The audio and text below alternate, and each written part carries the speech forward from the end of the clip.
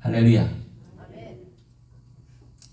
지난주 미국 공화당 주도로 미 정부 예산안, 특별히 감세 정책이 발표되었고 미 하원을 한 표 차로 통과하였습니다.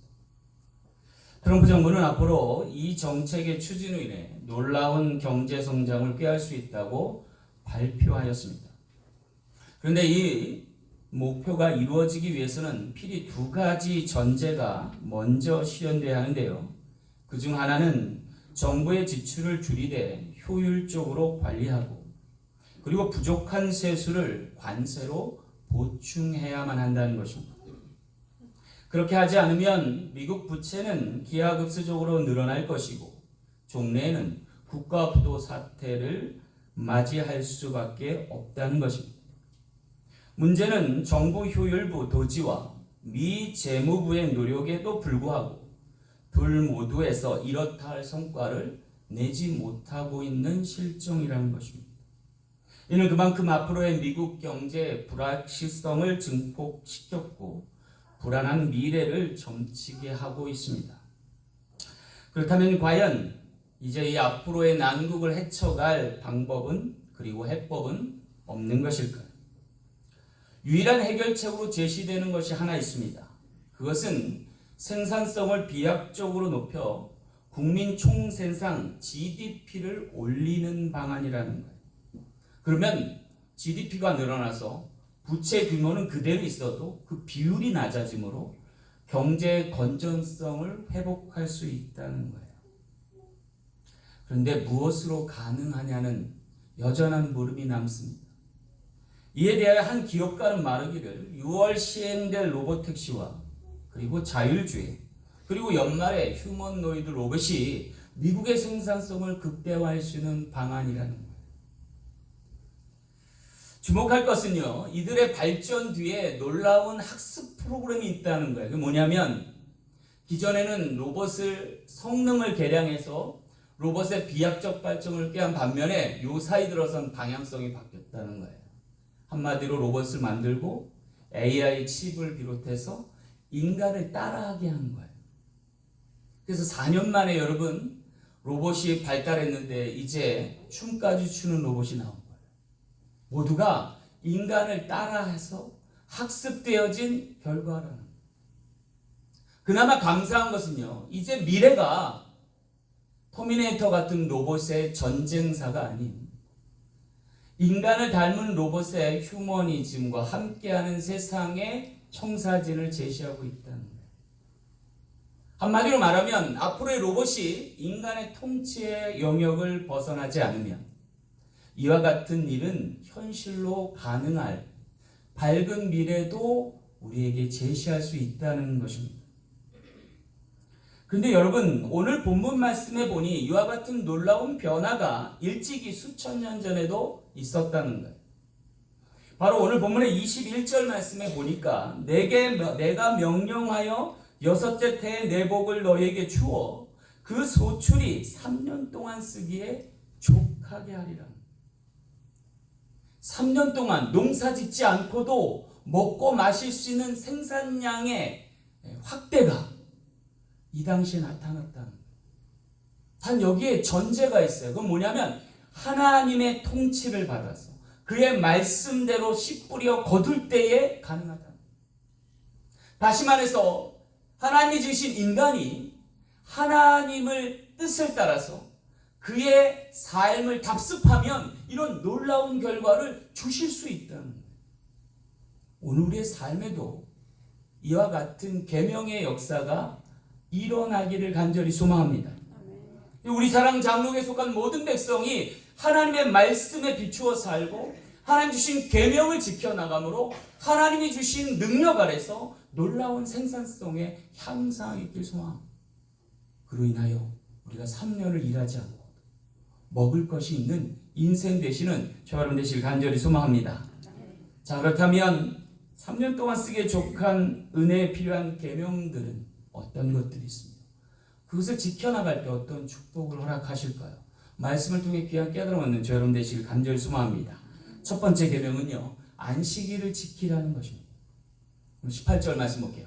너희는 내 규례를 행하며 내 법도를 지켜 행하라 그러셨어요. 여기 언급된 내 규례와 법도는 하나님의 규례와 법도를 말하는 것이고, 그것을 구체적으로 말하면 십계명의 제 4번째 해당되는 계명입니다. 바로 안식일을 기억하여 거룩히 지키라는 것입니다. 안식일을 기억하여 거룩히 지키라는 얘기는 오늘로 말하면 주일 성수하라는 것이고, 6일 동안은 열심히 일하되 하루는 꼭 쉬어가라는 말씀이에요. 여러분, 이 안식일 제도가 과연 효율적인 것일까요? 요새 같은 효율성을 강조하듯이 한번 물어볼 대목이기도 하다는 생각이 들어요. 그런데 정말로 이게 효율적인가 아닌가를 점검했던 때가 있어요. 그래서 프랑스 혁명 당시 무신론자들에 의해서 주일 예배를 막기 위해 열흘 단위로 삶의 궤적을 바꾼 적이 있다는 거예요. 그러니까 일주일 단위로 삶을 끊지 않고 열흘 단위로 끊은 적이 있대요. 그런데 공교롭게도 모든 산업의 생산량이 40%나 감소하더라고요. 또 러시아 혁명 당시에 일주일을 8일 체제로 늘리기도 했다고 그래요. 그런데 공교롭게도 생산량이 30% 감소하더라고요. 그래서 이젠 반대로 6일 체제로 줄여보기도 했대요. 그런데 역시나 30%의 생산량 감소가 일어나더라고요. 그래서 내린 결론이 뭐예요? 그냥 그대로 하자. 7일간의 간격으로 삶을 영위하게 되었다는 거예요. 다시 말하면 하나님의 규례와 법도를 따라서 7일간의 삶을 살되 6일은 일하고 하루는 쉬도록 하는 방침이 다시금 확고하고 공고해졌던 것입니다.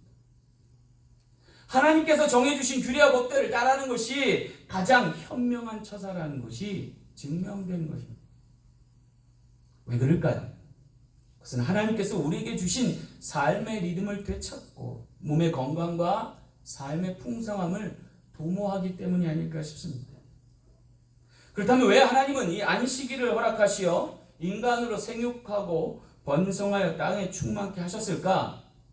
한마디로 요약하면 하나님의 백성 되게 하기 위해서, 하나님의 주인 되심을 알고 그의 말씀을 따라 사는 백성 되게 하시고자 하시는 거예요. 그래서 적어도 일주일에 하루는 쉬며 하나님을 찾고 경배하며 하나님 주신 말씀을 듣고 우리의 삶을 연동하여 가기를 소망하신 것입니다. 우리가 여기서 기억할 것은 안식일은 노는 날이 아니라 쉬는 날이라는 거예요. 6일을 일할 수 있도록 하루 쉬는 거고, 6일을 일한 다음에는 하루의 쉼을 허락하신다는 거예요. 그렇다면 여러분, 이 체제는 정말 효율적인 것일까? 또 한번 물어볼 수밖에 없어요. 그런데 자본주의, 민주주의 사회 미국에서 초창기 서부개척 이민사에 이러한 것이 대두된 적이 있어요. 놀랍게도 수많은 개척자들이 가장 넓은 땅을 소유하기 위해서 서로가 경쟁적으로 다름질하던 때가 있었다는 거예요. 그런데 욕심껏 땅을 차지했던 무리들과 달리 청교도인들은 주일을 안식하며 거기에 맞춰서 진행하였다는 거예요. 그래서 일주일에 한 번씩은 쉬며 예배드리고 또 수레를 정비하고 지친 말을 쉬어가게 한 탓에 놀랍게도요, 서부 개척 당시에 가장 넓은 땅을 소유하게 된 사람들은 바로 청교도인들이었다. 반면에 달리고 또 달리기를 멈추지 않고 욕심껏 내어달리기만 했던 사람들은 병든 말들과 훼손된 마차로 인해서 더디가게 되고 상대적으로 적은 땅을 차지하게 됐다. 사랑하는 성도 여러분, 하나님의 주신 법도와 그의 계명을 지키는 것이 가장 현명하고도 가장 하나님의 은혜에 부합한 삶임을 믿고 주님을 모시고 살아가는, 주님께 경배하며 주신 축복으로 살아가는 저희 모든 백성 되시길 간절히 소망합니다. 두 번째 지킬 계명은 안식년을 지키라 하심입니다. 오늘 21절 말씀 볼게요. 내가 명령하여 여섯째 태에 내 복을 너희에게 주어 그 소출이 3년 동안 쓰기에 족하게 하리라 그랬어요. 여기 두 번째 유용하고 효율적인 수학을 전제한 계명을 소개하는데 그것은 안식년을 지키라는 거예요. 다시 말해 안식년의 규례와 같이 안식일의 규례와 같이 6년을 경작하고 그 다음 한 해는 경작하지 않고 쉬라는 거예요. 내버려 두라는 거예요. 그리고 경작하지 않는 그 해에 그 이전 해에 거둔 것으로 살아내라고 명령하신 겁니다. 이 안식일과 흡사한 안식년의 제도는요, 놀랍게도요, 하나님의 개입이 거기 나타나죠. 그 대표적인 예가 뭐냐면 만나의 내림입니다. 이스라엘 백성들이 땅이 없었을 때 하나님께서 그들을 책임지시고자 하늘에서 눈송이 같은 만나가 이슬처럼 내리게 하셨어요. 그런데 그것이 해가 도두어지면 사그러지고 없어져요. 이스라엘 백성들은 반드시 그날 먹을 양식을 새벽 미명에 나가서 지면에 내린 만나를 거두어 들여서 그것으로 삶을 연명해야만 했어요. 문제는요, 이것이 해가 돋으면 사라지고 그리고 집에 많이 저장해 두면 썩는다는 거예요. 근데 하나님께서 공교롭게도 6일 동안은 만나를 내리시고 제 7일 안식일에는 내리지 않으셨어요. 그러면 어떻게 해야 돼요? 6일번째, 6번째 되는 날에는 더 많이 돋아야 돼요. 그것은 가능합니다. 왜냐하면 온 지면에 깔려 있으니까. 문제는 그것이 그 다음날 썩지 말아야 되는데 놀랍게도 안식일에는 썩지 않더라는 거예요. 이것을 이스라엘 백성들이 40년간 경험한 거예요. 놀라운 체험이에요. 그날 먹을 양식 그날 주시되 욕심껏 거두면 썩게 하시고 그러나 안식일 전날에 거둔 것은 그 다음날 썩지 않게 하시는 거예요. 이게 하나님의 놀라운 은총이라는 거예요. 그런데 이것을요, 안식년의 규례는 연으로 확대시킨 거예요. 그래서 6년 동안 농사 잘 짓게 하시는데 6번째 해 거둔 것이 그 다음에 먹고 남음이 있어야 돼요. 왜냐하면 7번째 해에는 경작할 수 없는 땅을 내버려 둬야 돼요. 여러분 여기에 믿음이 있어야 되지 않을까요? 여러분 6일 동안 거둔 것 그리고 6번째 날에 거둔 것으로 그 다음날 먹는데 만약 그것이 썩거나 거두지 못하면 어떻게 해요? 아직 하루 굶으면 돼요. 그건 늘 문제가 안 돼요. 근데 여러분 1년 단위로 끊어서 6번째 해에 거둔 것으로 그 다음 해까지 먹어야 되는 건 엄청난 부담이죠. 과연 이것을 믿고 따를 수 있을까? 이스라엘 백성들은 그렇게 했다는 거예요. 안식년의 규례를 지켰다. 여러분 그와 같은 믿음이 오늘 우리에게도 나타날 줄로 믿습니다. 어떻게 가능했을까요? 그것은 놀랍게도 차원이 다른 땅, 이 가나안 지경으로 가능했습니다. 가나안 땅을 일명 젖과 꿀이 흐르는 땅이라고 해요. 이스라엘 백성들이 가나안 땅을 40일간 정탐하고 돌아왔을 때 그들이 젖과 꿀이 흐르는 땅이 맞다라고 소개합니다. 그리고 그 증거를 가져왔는데 그것은 포도와 석류와 무화과 나무의 열매들이었습니다. 민수기 13장에 나와요. 그런데 이것이 어떻게 젖과 꿀이 흐르는 땅의 증거가 될까? 그것은요, 이 땅이 사실은요, 애굽의 델타 지역의 땅과 달리 그리 비옥하진 않아요. 바벨론, 티그리스 유프라데스 강의 지경과도 다른 땅입니다. 물이 잘 빠져나가서 곡식의 열매가 그리 풍성하지 않은 땅이에요. 그런데 왜 이스라엘 정탐꾼은 그 땅이 젖과 꿀이 흐르는 가나안 지경이라고 소개한 것일까요? 여기서 젖은 양의 젖을 의미합니다. 목축업을 할 수 있는 땅이고, 그리고 여기 꿀은 과실의 과수를 얘기하는 거예요. 따라서 이 가나안 지경은요, 농업도 할 수 있고 과수도 기를 수 있고 목축도 할 수 있는 복합 다농한 지역이었다. 따라서 하나님의 은총 아래서 땀 흘려 일하면 충분히 6년 경작하고 1년은 쉴 수 있는 땅으로서의 가능성입니다. 다시 말해서 하나님께서 이른 비와 늦은 비를 주시고 지중해 연안에 이슬을 허락하시면 농사 지을 뿐 아니라 곳곳에 골짜기마다 또 산지마다 목축업을 할 수 있고 과실수로 심어 먹을 수 있는, 그를 통해서 6년 일하고 한 년, 1년은 쉬어가면서도 충분히 먹고 살 수 있는 땅이었다는 거예요. 더 놀라운 것은요, 오늘 본문 말씀에 앞서 있는 6절 말씀에 안식년의 소출은 너의 먹을 것이니 너와 내 남종과 내 여종과 내 품꾼과 너와 함께 거류하는 자들과 내 가축과 내 땅에 있는 들짐승들이 다 그 수출로 먹을 것을 삼을지어다. 여기 놀라운 말씀이 있어요. 7번째 해에 경작하지 않는 땅에서 혹 싹이 발아하고 꽃이 피고 열매 맺으면 그걸 누구와 함께 먹으라는 거예요? 여기 보니까 남종과 여종과 품꾼들, 거류하는 객들, 그리고 네 가축과 네 땅의 들짐승들은 그걸 먹어도 좋다는 거예요. 여러분, 하나님의 놀라운 방편이에요.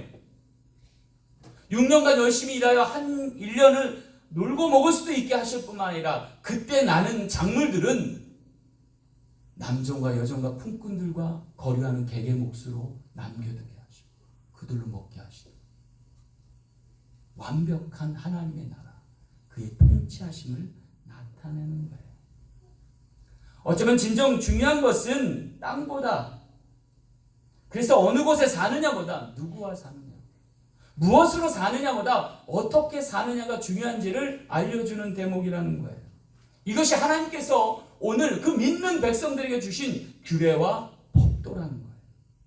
그리고 거기에는 하나님의 다스림이 있고 하나님이 예비하신 축복이 있음을 기억할 수 있는 우리 모든 지체 되시길 간절히 소망합니다. 이 땅의 효율과 풍성이 오늘 우리에게 알려주고 시사하는 대목이 무엇입니까? 그것은 하나님의 주권이 살아계시고 그의 통치하심이 가능하시며 이와 같은 놀라운 결실을 주신다라는 것입니다. 오늘 우리의 삶에, 오늘 우리 행하는 학업에, 그리고 우리가 지향하는 사업에 이와 같은 하나님의 축복이 넘쳐나기를 간절히 소망합니다. 여러분, 목회도 마찬가지라는 생각을 제가 해요. 왜냐하면 제가 직접 경험했어요. 제가 2006년도 12월에 이 땅에 왔어요. 베트남. 그리고 2007년도 봄이 되기까지 3개월 동안 놀고 먹었어요. 어디서 써주는 데도 없고 해주는 데도 없어서 여기저기 교회들 기웃한 적이 있습니다. 그러다가 제일장로교회에서 청년부 부목사로 받아주셔서 본격적으로 사역을 하게 됐어요. 근데 지금 돌아오켜 보니까 제가 하나님이 주신 안식년을 누린 적이 딱 이때예요. 제가 1996년도부터 지금 사역을 시작했어요. 거의 30년을 사역했는데 안식년을 가져온 건 이때 처음이에요. 그리고 마지막. 보통 요새는 안식월을 지내요. 연까지 1년을 못 쉬고 뭐 한두 달 정도 안식월을 가져서 안식년을 대체합니다. 근데 딱 이 기간이 제가 그때는 이거 놀고 먹고 빌어먹는 거 아닌가라는 생각을 했는데 사실 그때 하나님이 주신 안식년에 해당했다. 근데 그 안식년을 갖고 나서 미국에서 사역이 놀라운 변화가 있었어요. 어떤 변화가 있었냐면 제가 결혼한 지 10년 만에 아들을 낳았어요. 누가가 탄생했어요. 그리고 하나님께서 열심히 사역을 했더니 영주권을 하나님 주셨어요. 그래서 신분의 안전의 보장을 갖고 열심히 사역할 수 있는 기회를 주셨던 거죠. 그리고 그로부터 7년 뒤에 2013년도에 담임 목사로 청빙받게 하셨어요. 정말 꽃길만 걷는 7년이었어요. 근데 문제는요, 이 2013년도에 다시금 찾아온 안식년의 기회를 제가 쉬지 못했어요. 왜냐하면 청빙받아간 교회가 다음 주부터 당장 와달라는 거예요. 교회가 지금 위기 상황이니까 목사님 죄송합니다. 와주십시오 해서 제가 제일장로교회 사역에서 한마음교회 사역으로 옮길 때 단 한 주도 못 쉬고 그냥 갔어요. 지금 생각해보면 굉장히 후회스러운 일이에요. 왜냐하면 7년 동안 이 한마음교회 사역을 했는데 처음 초기 사역은 굉장히 축복 속에 있었어요. 왜냐하면 가자마자 1년 만에 성전을 구입하게 됐어요. 그것도 하나님의 은혜로. 그리고 계속해서 부흥해 나갔어요. 그런데 한 절반 정도 지나고 나니까 정체되기 시작하고 그 다음부터는 점차 교회 문제들이 많이 나타나게 됐어요. 제가 번아웃 되는 것을 느꼈어요. 그래서 그 교회에서 약간 좋지 않은 형태로 나오게 됐고 오늘 개척하게 됐어요. 그래서 2020년도에 개척하고 지금 5년째 개척교회를 이어오고 있습니다. 그동안에 몇 번의 기회도 있었지만 많은 고초가 있었습니다. 저는 또 한 번 후회하는 것이 이때 개척하기 전에 안식년을 좀 가졌어야 된다는 거예요. 몇 개월이라. 근데 또 쉬지 못하고 바로 경험 없이 개척했어요. 그랬더니 지금 5년 동안 교회가 굉장히 힘들어 왔어요.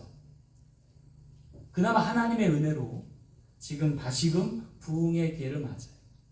앞으로 2년 뒤가 되면 또다시 안식년을 맞을 기회가 찾아옵니다. 그런데 제 마음속에 고민이 생겼어요. 과연 그때가 되면 제대로 안식할 수 있을까? 안식년의 의미를 기억하고 쉬어갈 수 있을까? 그런 믿음과 용기가 내게 여전한 걸까? 과연 허락하실 안식년을 지킬 방도는 무엇일까? 제가 고민해 봤어요. 그래서 내린 결론은 갑절의 부흥을 하나님 허락하셔야 된다. 남은 2년 동안 하나님이 갑절의 부흥을 허락하셔서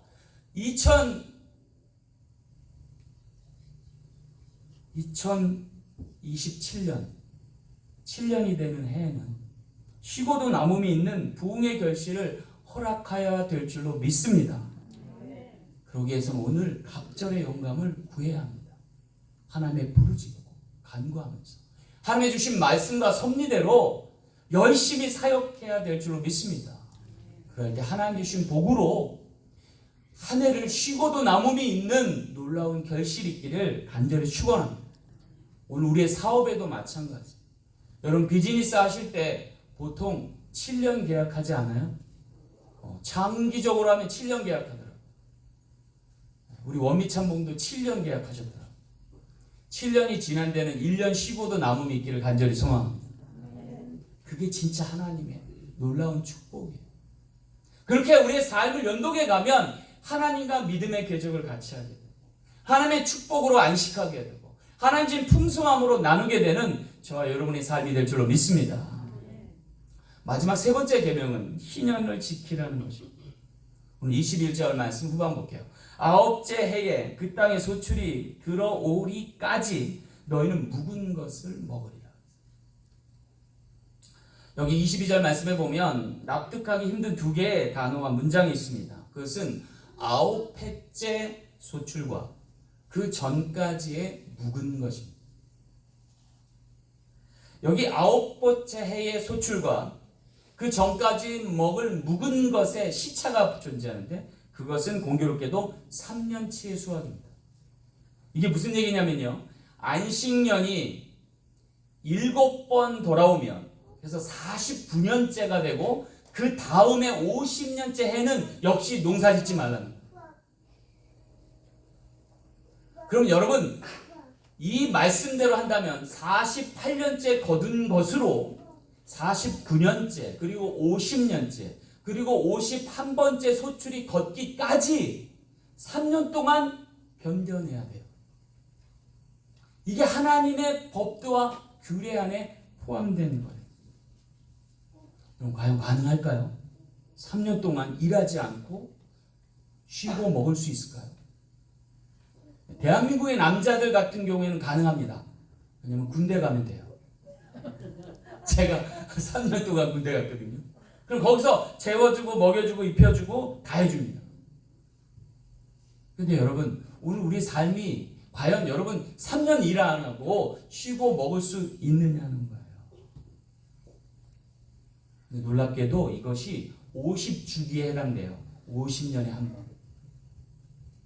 그렇다면 오늘 우리 인생에 많으면 2번 이 기회를 맞을 수 있는 거예요. 그렇죠? 보통은 한 번. 여러분 어떻게 생각하세요? 하나님께서 주신 이 기회가 저와 여러분에게 있는 줄 믿으십니까? 48년 차에 거둔 곡식으로 49년도, 50년도, 51년도까지 먹고 쉬고 남음이 있느냐? 어떻게 가능할까? 가능하니까 기록하는 거 아니겠어요? 가능하니까 하나님이 명령하신 거 아니에요? 하나님이 복 주시면 가능하다는 믿음 없이는 이거 할 수 없는 거예요. 그러나 그 믿음이 있으면 하나님이 감당할 능력과 함께 놀라운 축복을 허락하실 줄 믿습니다. 오늘 우리에게 믿음이 얼마나 중요한지를 알려주는 대목이에요. 왜냐하면 이 믿음이 적을 낳치면 그해 굶어 죽을 사람이 꽤 많아 보여서입니다. 그런데 성경상에 실제 그런 일이 나타난 적이 있습니다. 언제예요? 엘리야 시대에 3년 6개월의 가뭄이 든 거예요. 근데 저는요, 여기 왜 하필 6개월이 더 있었을까라는 것을 주목해 봤어요. 3년이면 말이 돼요. 왜냐면 안식년 규례대로 하면 3년 동안 먹을 것이 하나님 예비하셨으므로 문제 안 돼요. 근데 6개월이 더해졌어요. 왜요? 믿음을 요구하시는 거예요. 3년 6개월 동안 하나님의 선지자의 말씀이 없으면 가물어서 굶어 죽을 지경입니다. 그런데 성경에 3년 6개월 동안 엘리야라고 하는 분이 이것을 견뎌냅니다. 어떻게 가능했을까요? 성경을 보니까 까마귀가 와서 도와서 먹을 걸 날라줬어요. 그것으로도 부족하자 이방의 땅에 넘어가서 이방 여인 사르밧 가부의 도움으로 그것을 견뎌내요. 이것은 하나님의 기적인 동시에 하나님의 섭리인 것을 보게 돼요. 근데 여기 오늘 지난번 아까 소개한 6절 말씀에 안식년의 소출은 너희의 먹을 것이니 너와 내 남종과 내 여종과 내 품꾼과 너와 함께 거류하는 자들과 내 가축과 내 땅에 있는 들짐승이 다 그 소출로 먹을 것을 삼을지어다 라는 말씀에 보면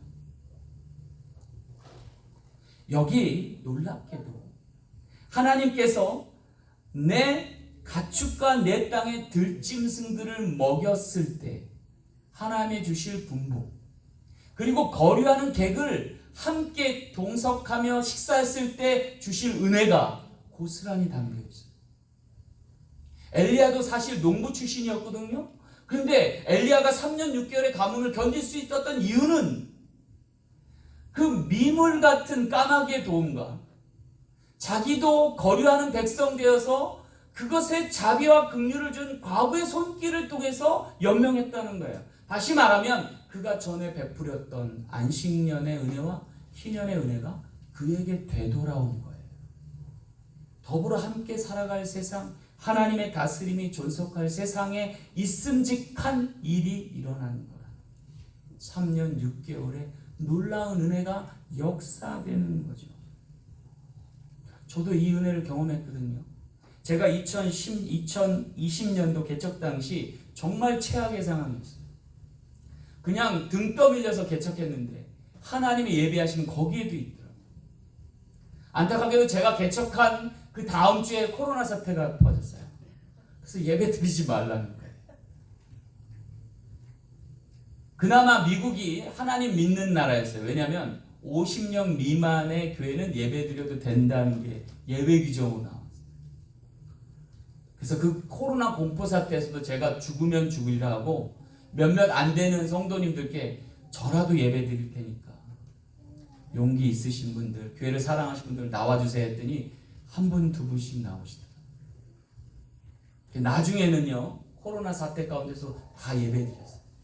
그럼에도 불구하고 재정이 그렇게 견조하지는 않았어요.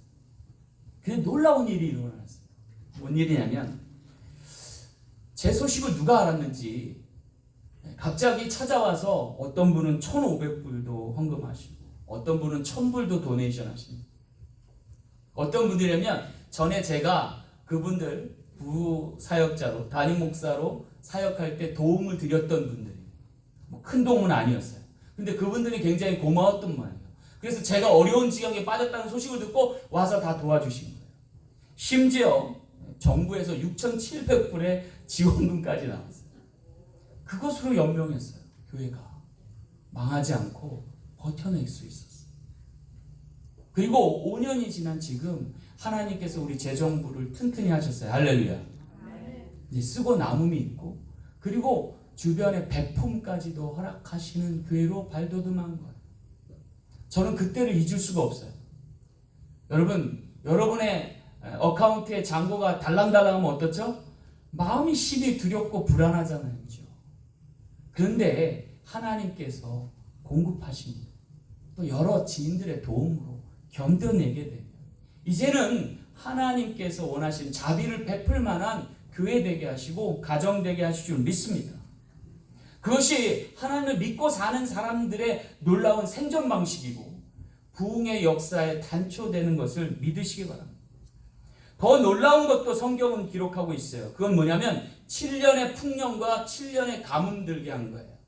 애굽이라고 하는 나라에 이와 같은 끔찍한 일이 벌어졌는데 놀랍게도 하나님의 사람 요셉으로 하여금 7년의 풍년에 창고의 곡식을 거두어 7년의 흉년을 버티고 견디게 하고 당시 애굽의 이방이었던 가나안 지경에 있던 야곱의 식소들까지 와서 먹고 살아남게 하셨던 은혜가 있었다는 3년 6개월이 아니라 7년의 가뭄도 견딜 수 있는 은혜가 하나님 믿는 백성에겐 나타난다는 그와 같은 역사가 우리 사랑 성도님들의 삶에 나타나기를 간절히 소망합니다.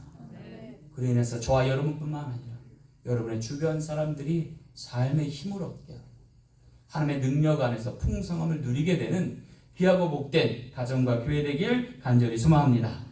말씀을 맺겠습니다. 하나님께서는요 가나안 땅을 선택하여서 이스라엘 백성에게 주셨습니다. 애굽의 옥토가 아니라 메소포타미아지 넓은 땅이 아니었습니다. 그것의 비약한 농토에 비하면 가나안 땅은 보잘것없는 땅이었습니다. 그런데 하나님께서는 이 인기 없을 척박한 땅, 게다가 강대국 틈에 낀 자그마한 가나안 땅을 이스라엘 백성에게 주셨습니다. 그리고 그 모자라는 땅을 젖과 꿀이 흐르는 땅이라 지칭해 주셨습니다. 정말 유용한 땅이었을까요? 더 아이러니한 것은요, 이 땅을 이스라엘 백성에게 주셨는데 이 이스라엘 백성 히브리 민족은 사실 이 땅과 다름없이 볼품없는 백성들이었습니다. 왜냐하면 이 백성들 자체가 노예의 민족이었습니다. 애굽에서 종살이하던 백성들이었습니다. 전형적인 흙수저들이었어요. 그런데 하나님께서 그들을 불러내시고 이끌으셔서 가나안 지경에 들어서 젖과 꿀이 흐르는 땅에 백성들 삼아 주셨다는 거예요. 왜 이렇게 하셨습니까? 단 하나입니다. 하나님의 하나님 되심을 나타나기 위해서. 그 땅과 그 백성들 보잘것 없음에도 불구하고 하나님이 함께 하시면 위대한 민족이 되고 놀라운 땅이 될 수 있음을 나타내기 위해서 지금 유대인들이 전 세계를 움켜잡고 있습니다. 하나님이 주신 약속 따라서 놀라운 변화를 경험했어요. 어떻게 가능할까요? 하나님이 주인 되어 주실 때 가능해요. 그의 다스림과 통치하심을 받을 때 가능해요. 이제 오늘 우리도 주님을 믿고 의뢰함으로 그의 다스림과 통치하시는 말씀의 능력을 따라 살면 저 천국에서 놀라운 결실이 있게 될 줄로 믿습니다. 오늘 우리의 삶에 한계는 없습니다. 왜냐하면 내게 능력 주시는 자 안에서 모든 것을 할 수 있는 사람으로 거듭나서입니다. 더는 희망이 없다고 부당하고 불의한 사회를 한탄하면서 살아갈 이유가 없음을 이야기해 줍니다. 오히려 그럴수록 시스템 너머에 하나님을 찾고 부르짖으며 사회적 한계를 극복할 수 있는 저와 여러분 되시길 간절히 소망합니다. 그렇게 하나님 나라의 백성의 놀라운 은혜가 오늘 우리에게 나타나게 될 줄 믿습니다. 지난주 유럽 챔피언십 리그에서 토트넘이라고 하는 팀이 리그 우승을 거머쥐었습니다. 저도 축구에 대해서 뭐 그렇게 잘하는 건 아닌데 이것을 알고 있는 이유는 그만큼 우리 손흥민 선수가 속한 토트넘의 승리가 값진 것이라는 생각이 들어요. 그런데 동영상을 봤더니 이 마지막 경기가 끝나고 인상적인 두 장면을 제가 목격했어요. 하나는 손흥민 선수가 벤치로 달려가서 태극기를 달라고 태극기를 이렇게 뒤집어 쓰고 나중에 치마처럼 입더라는 거예요. 약소국이었던 대한민국의 태극기를 그가 몸에 두르고 내가 대한민국 사람이라고 자신을 자긍하면서 나타내는 모습이 굉장히 감격스러웠어요. 더 감격스러운 장면이 하나 있는데 그것은 아버지로 보이는 손흥민 선수의 아버지 강하게 허가하면서 포옹하는 거예요.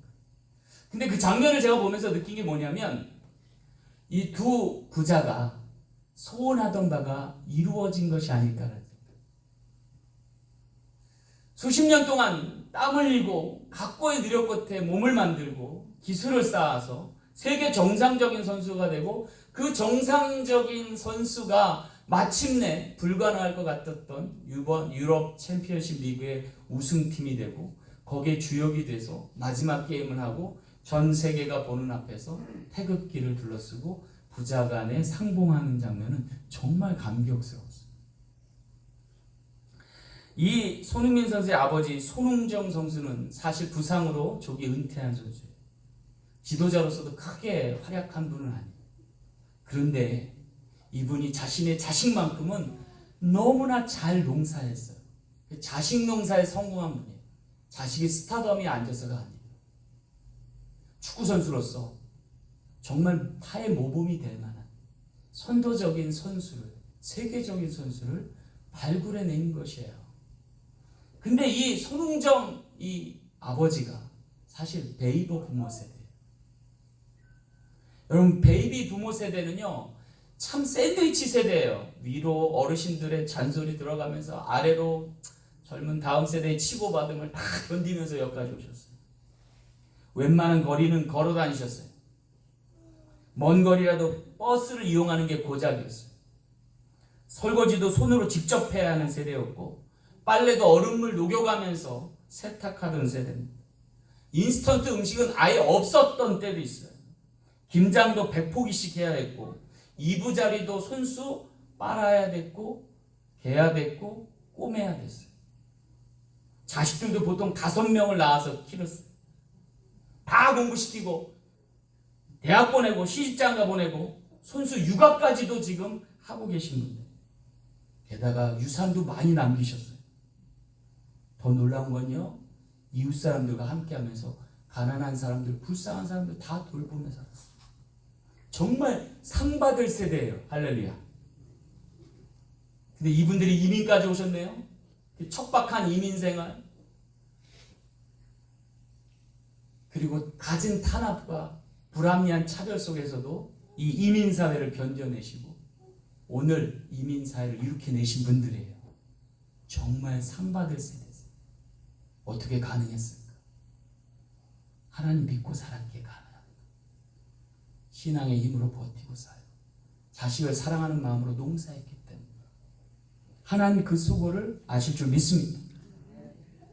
이 땅에서뿐 아니라 천국에서도 보응하실 줄 믿습니다. 그래서 주님 안에서 안식할 수 있는 우리 모두 되길 간절히 소망합니다. 기도하겠습니다. 참 좋으신 아버지 하나님, 3년 쓰기에 족하게 하리라는 말씀이 오늘 우리의 삶에 보응되길 원합니다. 하나님의 주신 축복으로 나누며 베풀며 선대하는 복된 백성 되길 소망합니다. 주님 이루어 주시옵소서. 함께하여 주옵소서. 감사드리며 거룩하신 예수님 이름으로 축복하며 기도하옵나이다. 아멘.